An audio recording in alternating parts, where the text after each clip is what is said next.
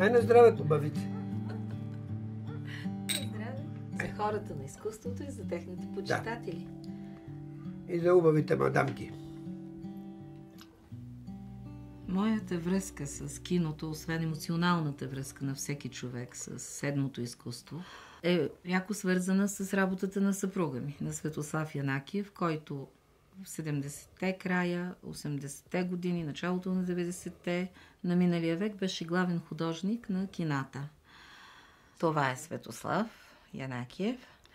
Особено вълнуваща за мен е снимката с Валери Петров, Христо Ганев. Изобщо една прекрасна среда.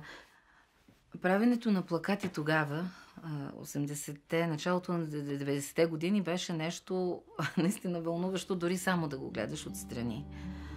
И това е живо изкуство, защото ти усещаш миризмата на грунда, на боите и същевременно е нетрайно, защото всяка седмица леличките с маркучите измиват всичко това, което е направено, и остава само снимката от съответните изложби.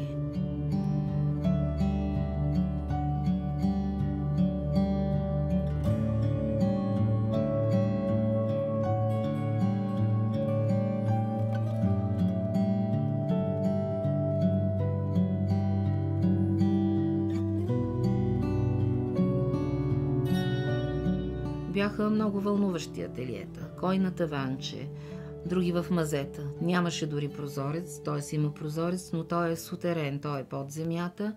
Отгоре има решетка, пред него има нещо като шахта. Пред и след прожекции хората излизаха и вървяха върху тази метална решетка и никой не знаеше, че долу, на подземния етаж, е художник, който рисува на луминесцентна светлина, който няма така лукс, а същевременно правиха едно прекрасно, ведро и светло изкуство, защото то се раждаше всяка седмица.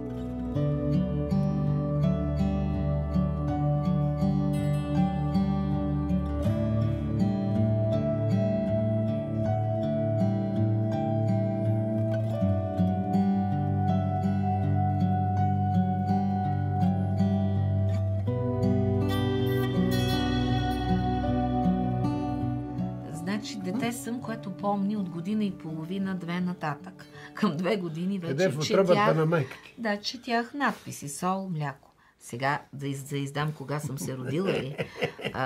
Аз като кажа кои филми помня.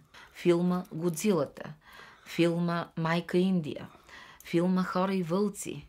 Ти си детенце на 2 годинки, ама нямаш, трябваш там. Добре. Да, тогава кажи коя година е.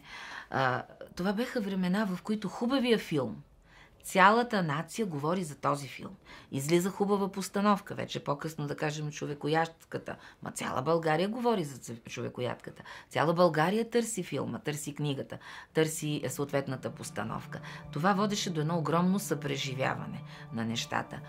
Отиваш с рибарско столче, салона е пълен и на тебе ти отварят едно столче толкова тесничко и седиш там отстрани да гледаш филм. Ма народа не диша. Такова е вълнението. Сега нямаме тези съвместни изживявания на изкуството, което тогава правеше. Телевизор. Да, киното, което правеше тогава.